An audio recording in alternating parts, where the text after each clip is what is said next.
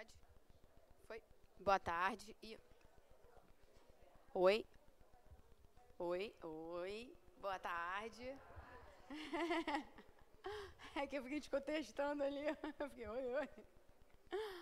Então vamos lá, vamos fazer o nosso evangelho. Boa tarde, né? A todos que estão aqui e os que estão nos acompanhando em casa, nessa viagem aí. Vamos fazer o nosso evangelho.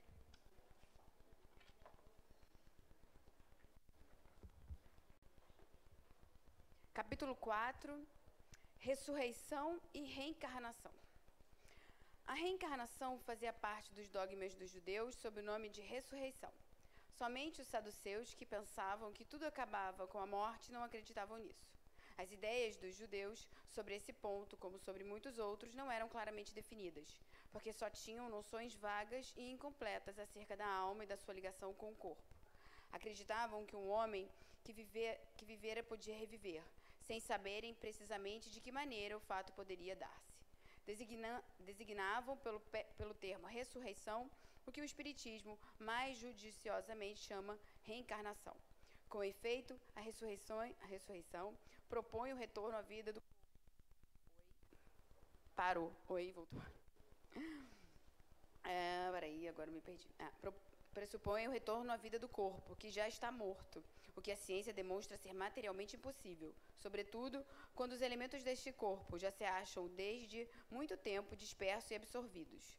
A reencarnação é a volta da alma ao espírito à vida corpórea, mas em outro corpo, novamente formado para ele e que nada tem de comum com o antigo. A palavra ressurreição podia sim aplicar-se a Lázaro, mas não a Elias, nem aos outros profetas.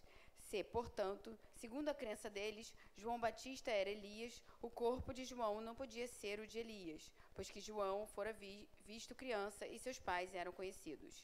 João, pois, podia ser Elias reencarnando, mas não ressuscitado.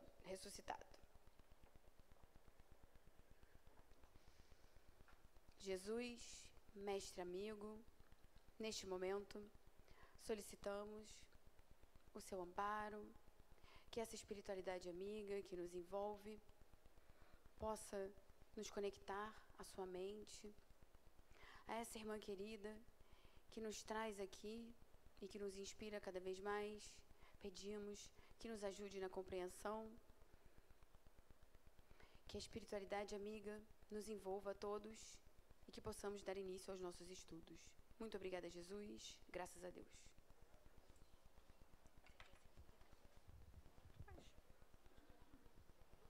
Boa tarde, heróis da resistência.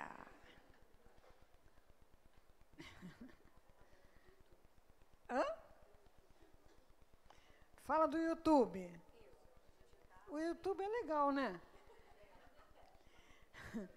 É o seguinte, as pessoas que estiverem assistindo pelo YouTube e quiserem fazer perguntas, a Tati vai estar pegando aqui e repassando, tá? Não sei por que a gente está aqui. O que é isso aqui, Tatiana? I don't know. Ah, tá. Esse aí foi o da meditação. Esse é depois do café. Foi aquele da meditação. Ai, não, então já foi. Esse foi da semana passada, o pequeno. Tem um que é maior, que é o que... Então, enquanto ele faz isso, a gente... Como é que é? Tá dando para fazer meditação? Estão fazendo meditação? Tá bem...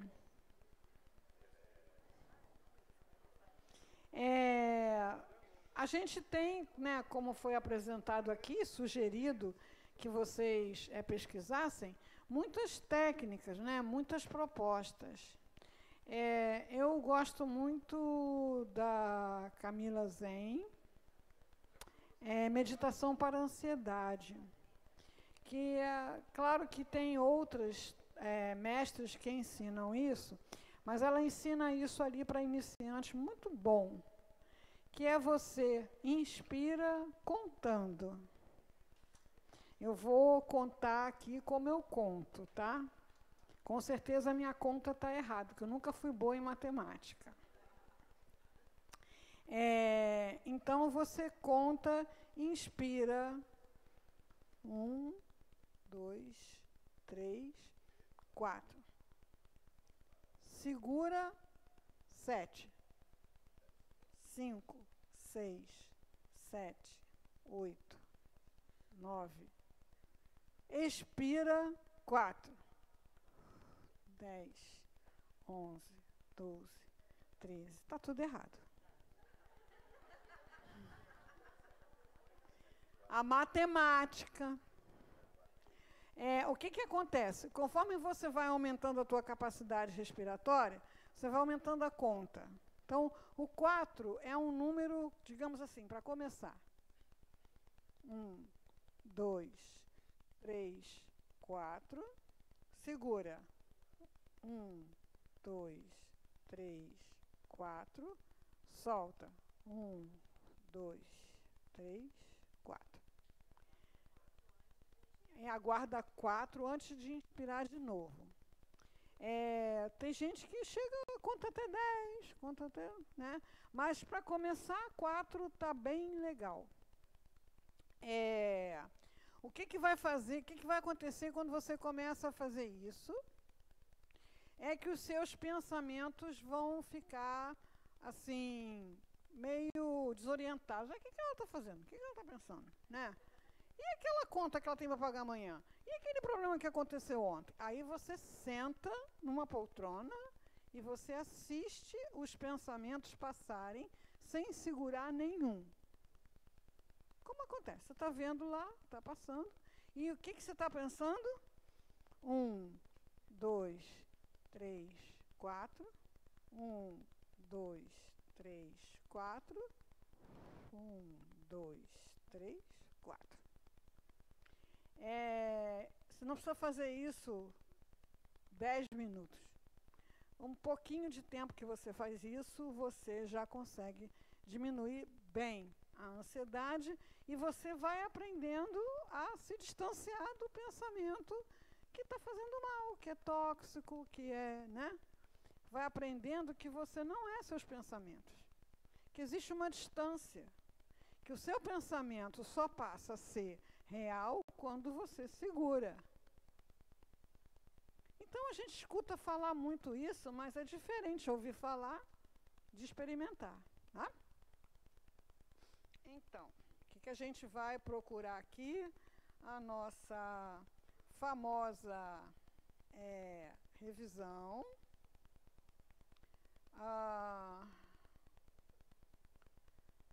Dos passos. Resgate de autoestima. Nós precisamos criar uma simpatia, uma acolhida, um amor por nós mesmos. Isso não é egoísmo. Eu me amar é saudável e é indispensável. Agora, eu me amar mais do que tudo, aí é que é complicado. Então, amar a Deus sobre todas as coisas já me vacina contra esse amor egoísta, né? E o próximo, como a mim mesmo, já me coloca num lugar de amar a mim mesmo, porque se não amo a mim mesmo, não amo ninguém.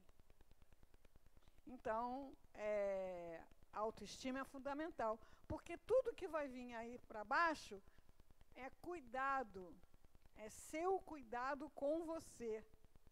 Você já teve que cuidar de um doente que você não gostava? Já teve que cuidar da sogra?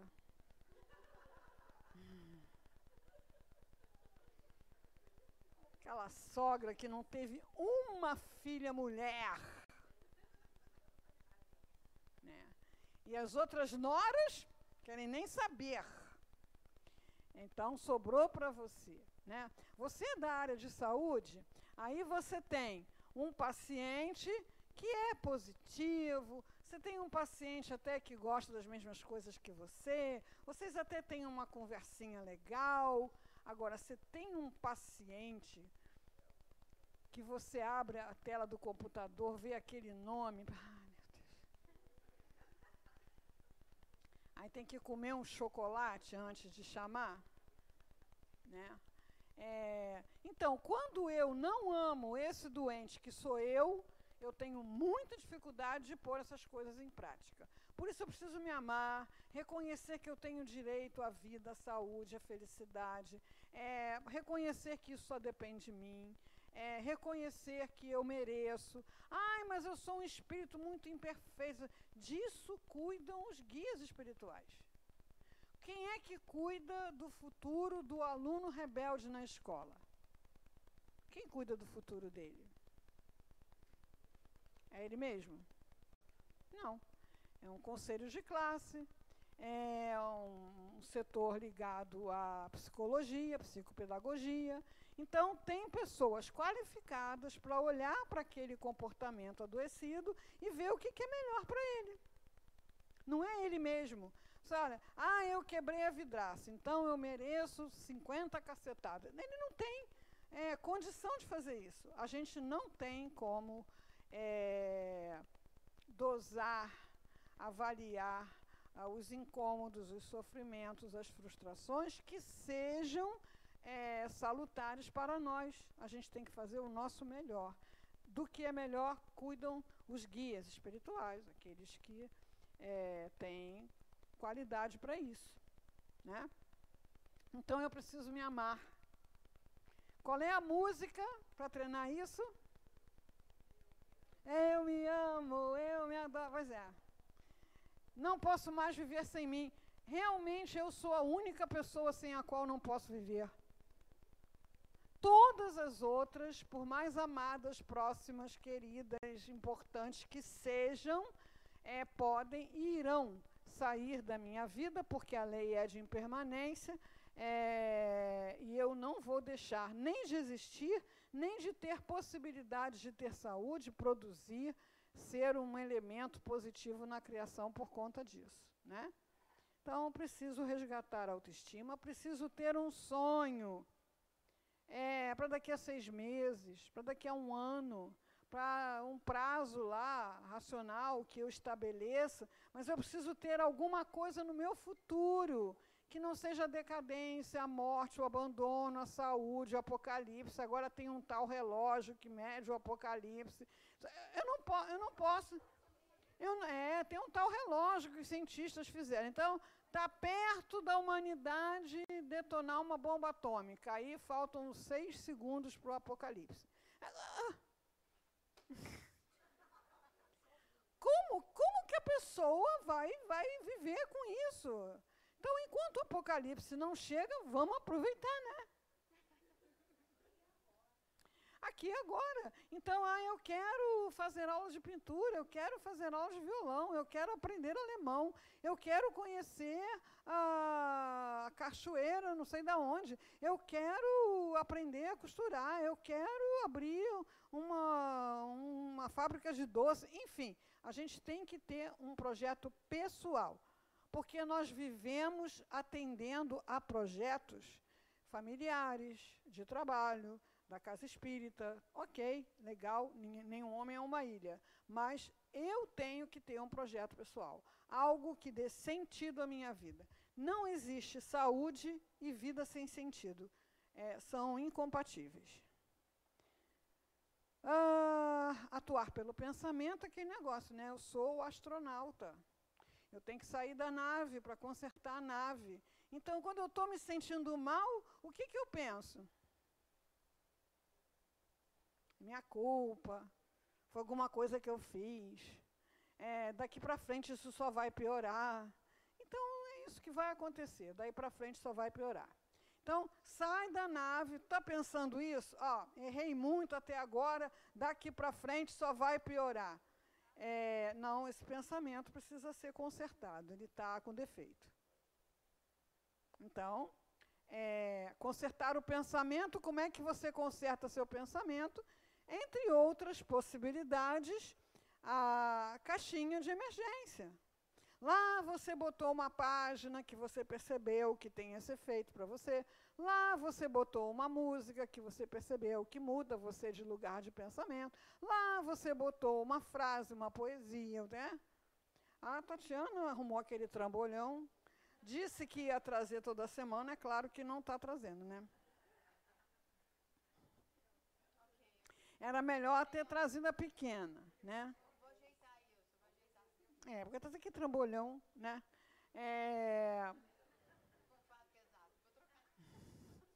Mas eu não preciso que a Tatiana traga o trambolhão para eu pegar a ideia. Eu preciso ter essa caixinha minha, pessoal, com as coisas que têm efeito para mim, que eu vou escolher para mim, e vão estar lá guardadas. Já aconteceu com você ler um negócio, você achar o máximo, aí você chega para a pessoa, olha que máximo, aí a pessoa, legal. É outra alma, é outra vibração, é outra situação. Eu gosto de ópera, né? Meu marido gosta de ópera. Tem aquelas áreas que são muito melodiosas, que a gente ouve, a gente até chora, né? Que lindo, né? Puccini, então, faz você chorar, né? Cachoeiras. Aí, que essa mulher está aí se esgoelando? Gente, sem cultura, né? Então, a caixinha de primeiros socorros tem que ser coisas que fazem efeito para você, e só você vai poder perceber se faz efeito para você. E que efeito é esse? Alivia a angústia, diminui a ansiedade, afloram boas ideias, boas imagens. É a sua caixinha para mudar o pensamento. A sintonia com Deus, a gente precisa treinar 2 habilidades. Por isso a gente propõe, você marca um dia, marca uma hora. Se você fosse aprender a dirigir, você ia ter que fazer isso. Se você for aprender um idioma, você vai ter que fazer isso. Então, marca um dia, marca uma hora para você conversar com Deus, porque você vai precisar treinar 2 habilidades.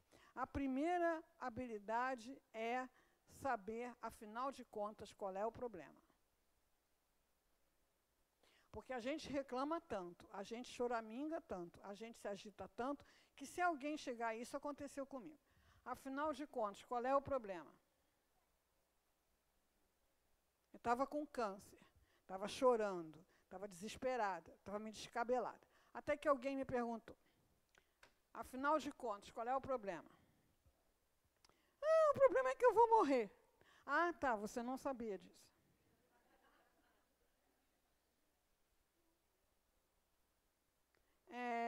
Agora me lembrei do Chico no avião, né?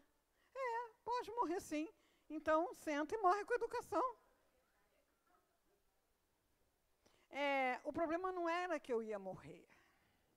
O problema era deixar minhas filhas, cada filha numa situação particular. O futuro das minhas filhas me angustiava muito. Era disso que eu tinha medo, não era de morrer.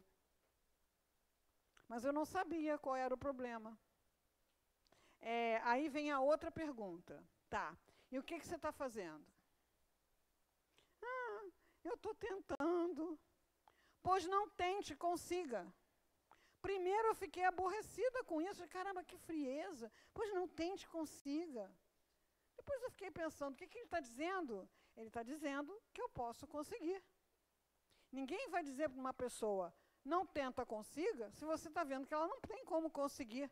Então, o que eu preciso fazer para conseguir? Então, a primeira habilidade que a gente precisa desenvolver é ver nosso problema com clareza. Ver a nossa dor com clareza. Então, eu estou diante de Deus. Deus está lá. Como naquela visualização do Divaldo. Jesus está lá. Peça. Qual o seu problema? O que você quer? E depois, o treinamento do silêncio interior, porque você só vai ouvir a resposta se você fizer silêncio interior. E a gente ainda não treinou isso legal, então isso para nós é difícil, né? Os indianos dizem que a nossa mente é o tal macaquinho bêbado pulando de galho em galho. O Décio diz que já conseguiu, com muito treino, fazer o macaquinho parar de beber, né? Então, Então, o que é esse macaquinho pulando de galho em galho? É esse pensamento que vai do passado, vai para o futuro. É uma barulheira dentro da nossa cabeça. Se botasse um amplificador, ia ser ensurdecedor. Então, com essa barulheira interna, a gente tem dificuldade de ouvir a resposta. Então, é treinar, perguntar e treinar, ouvir. E é uma habilidade que, quanto mais competente você se torna, melhores resultados você tem. Né? Então, marca um dia, marca uma hora, senta lá. Deus está lá. O que você quer dizer? O que você quer pedir? Qual é o seu problema? Depois, silêncio interior para ouvir a resposta. O cuidar do corpo é a papeleta, né? Sabe uma papeleta de hospital? Medicação. Tem horário para tomar. Então, toma a medicação no horário. Você tem dúvida com a medicação? Pergunta para o médico. Não mexe no horário da medicação. Você acha que a medicação não está dando certo? Já falou com o médico, ele está teimoso? Muda de médico. Mas não mexe na medicação. Porque a medicação é uma área de conhecimento que você não domina. Então, você não sabe qual vai ser o efeito se você parar de tomar um remédio que você está tomando, qual vai ser o efeito de você não tomar um remédio na hora, você não sabe. Então, o que acontece é que almas orgulhosas, quando precisam tomar remédio, elas ficam muito na bronca. Mas eu nunca fui hipertensa. Você nunca teve 60 anos. O médico disse que eu estou diabética. Ele disse? Que médico fofoqueiro, inventa cada uma, né? Então, tomar remédio é uma coisa que mexe com o nosso orgulho. É uma demonstração da nossa fragilidade. Mas a nossa fragilidade, a rigor, é do corpo.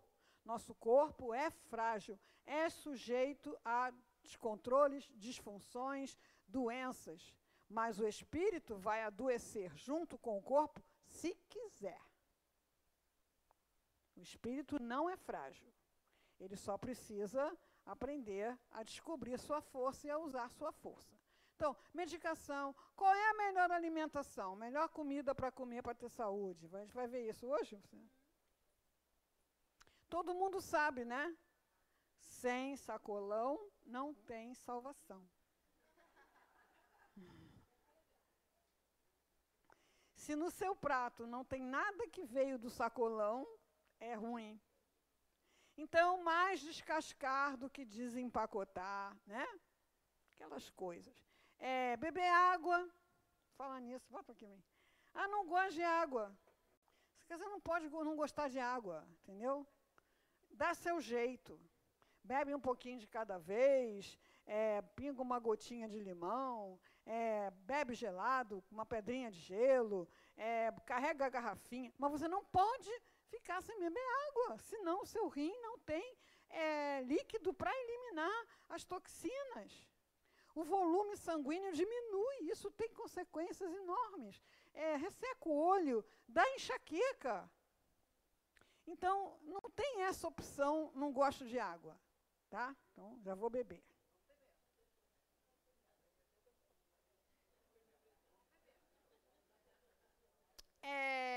Alimentação, hidratação, exercício. Quem já gosta de exercício, já tem um negócio na frente, né? Hoje a ciência está falando que sedentarismo, isso não é para ninguém fumar, não, tá? Que sedentarismo é pior para a saúde do que tabagismo. Então, o que eu faço? Movimenta do jeito que der. Eu movimento atualmente dançando.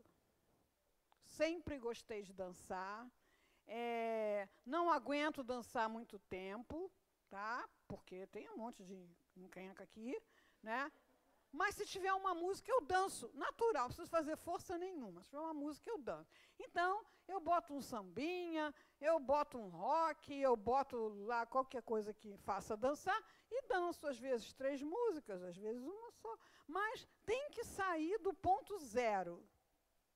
Tem que sair do ponto zero. E dali você vai, né? Tem gente que gosta de água, vai para a piscina, vai nadar, vai fazer hidroginástica, né? porque tem que ter exercício, porque todos os mecanismos dependem de movimento. Então, a minha papeleta do Casador tem que ter remédio na hora certa, alimentação correta, hidratação. Meu marido ficou internado em fevereiro com uma doença pulmonar gravíssima, gravíssima. 10 horas da manhã, chegava a fisioterapeuta e perguntava, o senhor quer fazer exercício? Vai levantando, vai levantando. Vamos andar no corredor. Oxímetro está legal, oxímetro baixou. Vamos sentar. Melhorou? Levanta. Vamos agachar na parede. Quando eu vi aquilo, o homem agachando na parede. No hospital bom é assim. No Casador, a bagunça é sofá para a cama, da cama para o sofá, da sofá para a cama, da cama para o sofá. Né? Então, faça a sua papeleta e cuide de você, não fique esperando que alguém faça. Faça você, né? A doação de amor, que a gente conversou na última vez, seja qual for a situação de sofrimento que você está, encontre um lugar de dar amor, encontre um espaço de dar amor. No trabalho beneficente, num trabalho que você crie para você, melhorando sua escutatória, fazendo algum trabalho para doar, tem que tirar o olho do umbigo. Com o olho grudado no umbigo não tem saúde, porque você se isola do fluxo. O amor entra e ele entra. É luz do sol, é alimento, é casa espírita, é livro com mensagem, é um amigo que ajuda. Ele entra, mas ele não sai. Ele circula ali, é gasto, e a falta dessa energia causa e mantém a doença. Então, vai dar amor enquanto seu jeito, mas você tem que dar amor. A transformação dos sentimentos. A gente falou aqui sobre medo e coragem, né? Coragem não é falta de medo, coragem é vai e faz o que você tem medo de fazer, mesmo com medo. Pode se cercar lá das coisas. Então, eu tenho muito medo de ir a médico, então eu chamo uma amiga legal para ela ir comigo, depois a gente vai num lugar que a gente gosta. Atualmente, eu só faço exame no Barra Shopping, porque o meu cérebro é tão burro que ele acha que eu só vou lá fazer compra. Então, a ansiedade é, assim, 20% em relação a se eu for num lugar de exame, entendeu? Então, eu estou indo no Barra Shopping, estou estacionando, não estou sentindo nada. Aí, eu vou lá e tal. Aí, na hora de fazer o exame, saí dali, estou felicíssima. Aí vou lá, faço qualquer coisa, né? Então, isso alguém vai dizer para a gente? Mas eu ouvi a Luzia dizer que ela faz exame no Barra Shopping, que quando ela faz exame no Barra Shopping, ela se sente melhor, ela não tem medo e tal. Aí eu vou lá, a Luzia não sabe de nada, estou muito bem sabendo que eu estou aqui fazendo, não estou me sentindo nada melhor, porque o método é de autocura.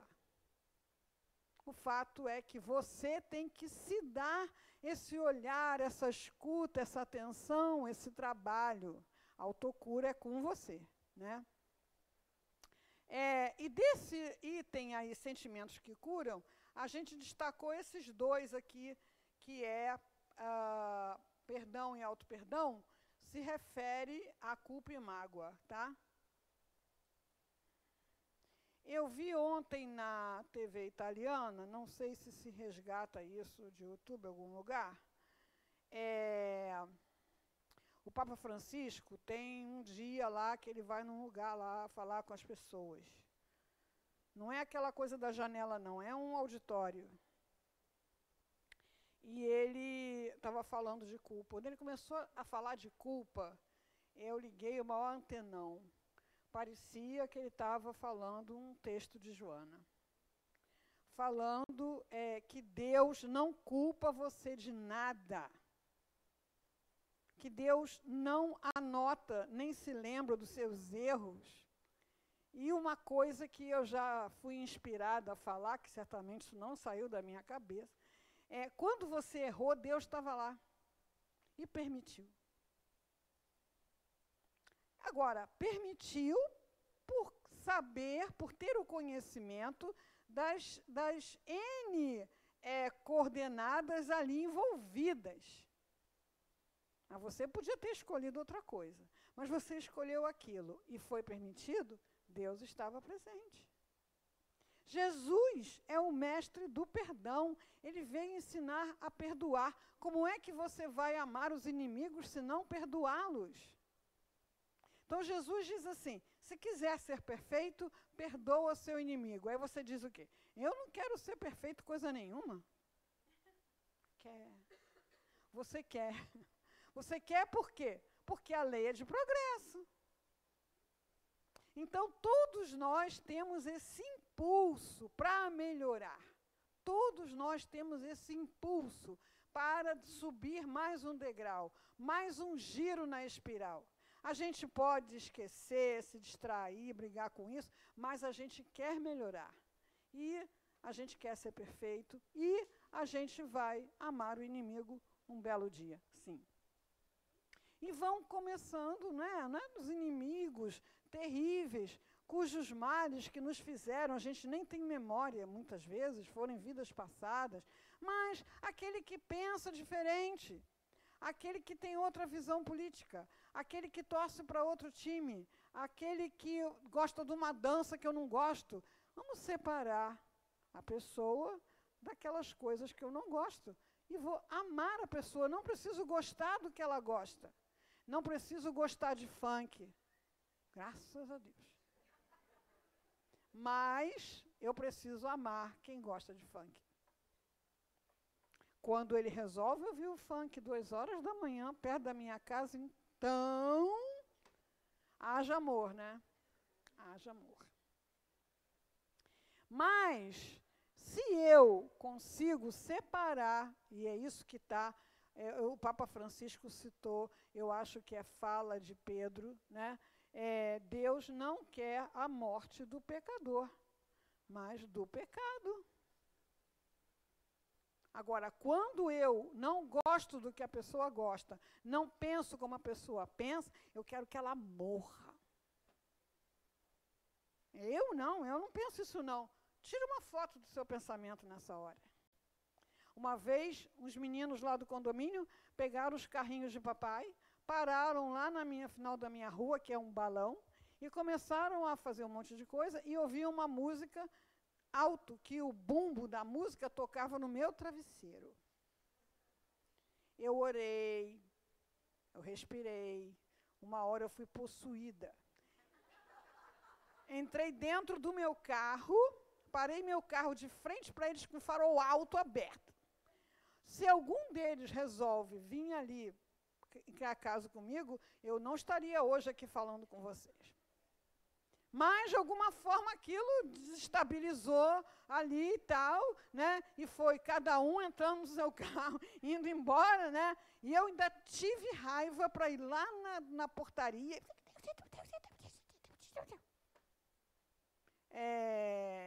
Você fica, a raiva te possui, o ódio te possui. E é assim que a pessoa, se tiver uma arma, um revólver, mata um.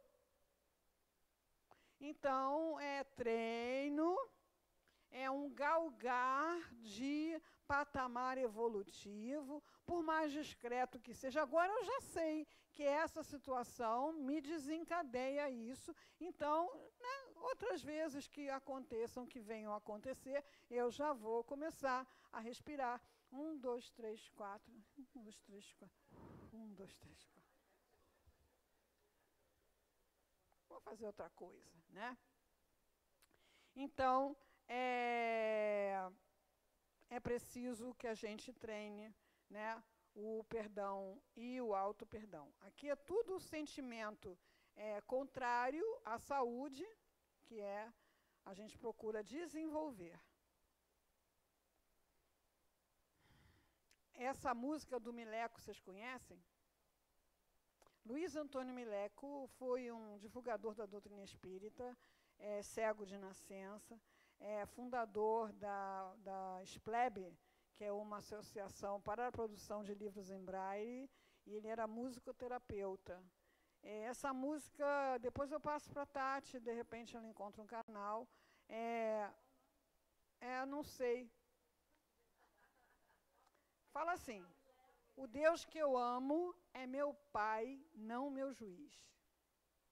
E era exatamente essa a fala do Papa Francisco. O Deus que eu amo é meu Pai, não meu juiz. O Deus que eu amo me criou para ser feliz.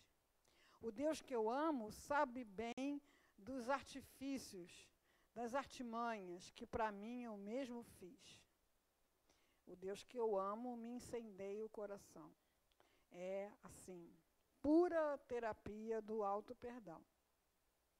Tá?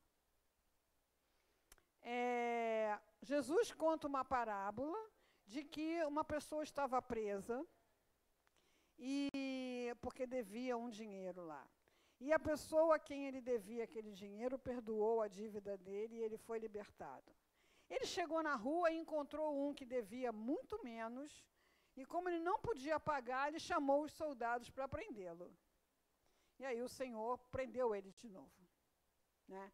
Então, assim, nós somos perdoados de coisas que a gente nem se lembra, porque estão dentro do nosso processo evolutivo.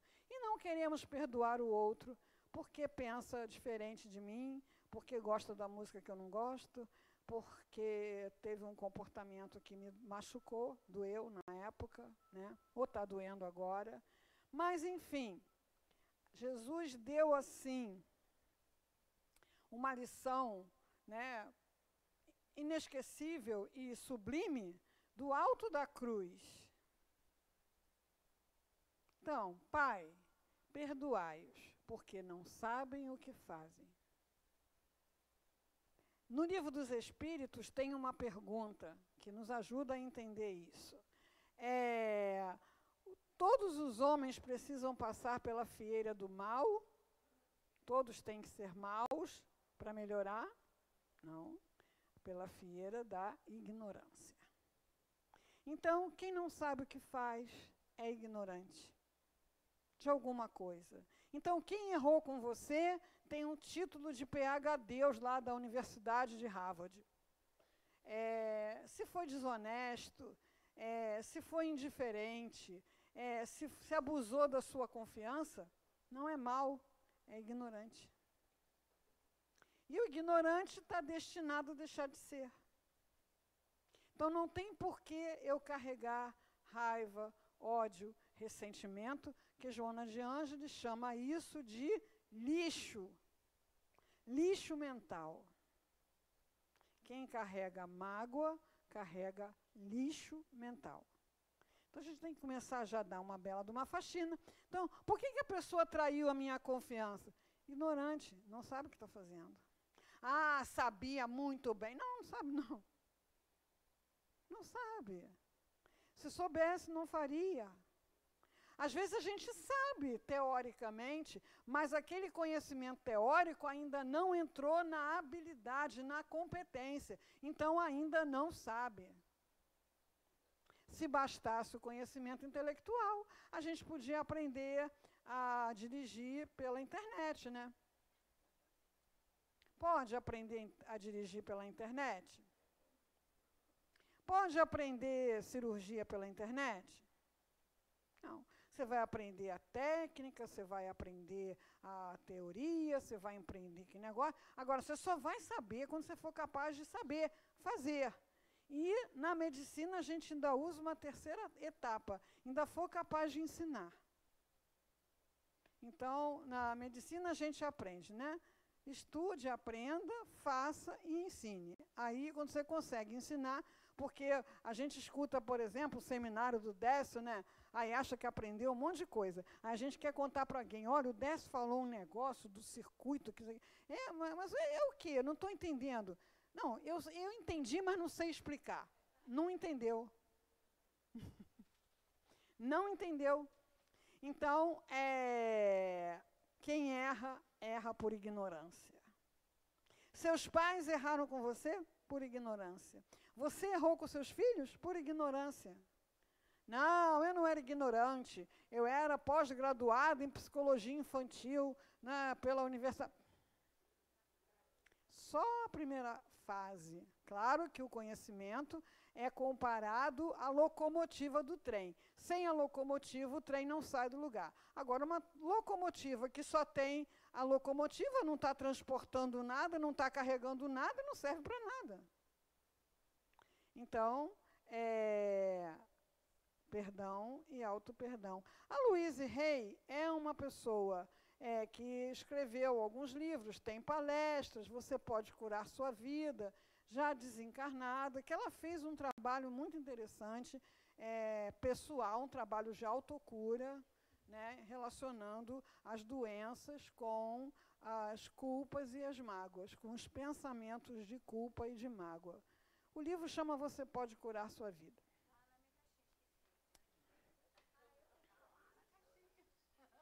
Tem muita gente hoje em dia com pedra na vesícula? Nunca teve tanto, né? Pois é. A Louise Hay relaciona pedras na vesícula a pensamentos amargos. Pensamentos de amargura. Tem muita gente com problema da tireoide? Nunca foi tanto, né? Criatividade bloqueada. Você não dá voz ao seu ser criativo. Mas eu não sou criativo. Já falei, né? Quem achar que não é criativo, quando desencarnar, procura o saque, vai lá e fala que você foi criado com defeito. Por quê? Sendo nós centelhas divinas, não tem ninguém que não seja criativo. Nosso destino é ser co-criador. Nós já somos co-criadores, em plano menor. Na evolução, nós seremos co-criadores em plano maior, como Jesus. Então, a criatividade, a potência da alma, não tem ninguém que não tem. Tem quem escolhe não exercitar, tem quem escolhe não dar voz. Escolhe por quê? Porque não acredita em si mesmo, porque tem medo de não ser aceito, porque não treina, não exercita. Então, como aqui é a área de você se expressar, o negócio por aqui começa a encaroçar.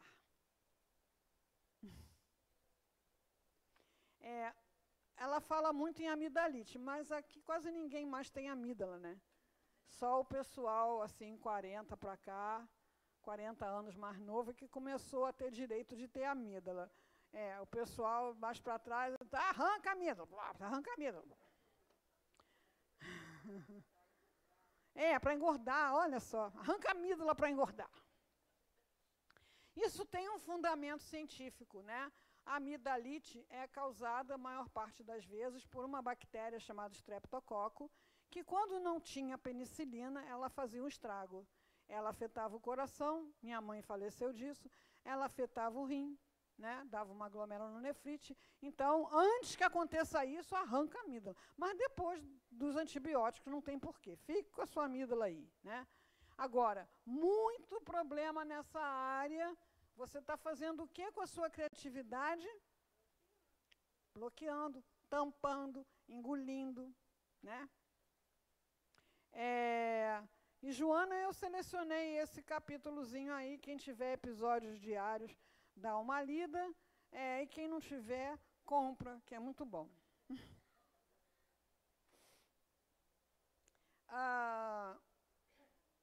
Tá aí a frase, né, de episódios diários. Quem acumula mágoa coleciona lixo mental. É uma belíssima de uma coleção, né? A minha avó fazia isso, a minha mãe fazia aquilo, a professora fazia não sei o que lá, o meu irmão. Eu atendi uma senhora já com mais de 50 anos, que ela falou para mim que ela estava com uma dor na mama, bem aqui, aonde o irmão dela deu um chute. Aí eu disse, meu Deus, seu irmão deu um chute aí? Deu, doutora, a gente tinha 7 anos. Agora, você imagina o que pode acontecer com uma pessoa guardando esse chute, uma vida, uma encarnação, né? Então, a gente precisa se livrar desse negócio, né? Então, já está na hora do intervalo. Eu acho que estão diminuindo o meu tempo. 1 hora é 3 horas, outra hora é 15 para as 3. Estou com a ligeira impressão. Tá. Também está acabando. Não, vou só fechar isso aqui, né? Auto-perdão. Vamos lembrar lá do que eu falei, do que o Papa Francisco falou e do que Joana está falando. O remorso e o arrependimento das ações infelizes, a tristeza e o desgosto delas derivados, constituem fatores mentais dissolventes que se instalam nas engrenagens da alma, provocando distúrbios psicológicos, físicos e morais de demorado curso. Eu não quero isso para mim. Qual foi meu erro? Fiz aborto, fiquei com o marido da amiga, sabotei o colega de trabalho para ser promovido no lugar dele. Geralmente as bobagens que a gente faz é desse gênero, né? Claro que ninguém aqui nunca fez isso, mas é isso aí. Geralmente são bobagens assim. Erros de juventude, erros de pessoas que não sabem administrar seus sentimentos, que se apaixonam. Apaixonado não está com raciocínio bom, não. Apaixonado está doente. Você faz a ressonância dele, aparece lá, né? Então está tudo certo? Não, não está tudo certo. Vai lá, vê por que você errou, aprende o que faltou, se prepara porque você vai fazer prova de novo. Não necessariamente, né, nessa vida, você já com mais de 70 não vai mais fazer aborto, né? Mas consolida o aprendizado, porque você vai fazer prova. Vai fazer prova, vai fazer prova, né? Então, aí, isso aqui depois a gente mostra no último dia, tá? Vamos lá lanchar. Volta 1. Esses númerozinhos são do livro Plenitude, tá? Plenitude está em falta? Não, não é PDF não. Compra da Mansão do Caminho.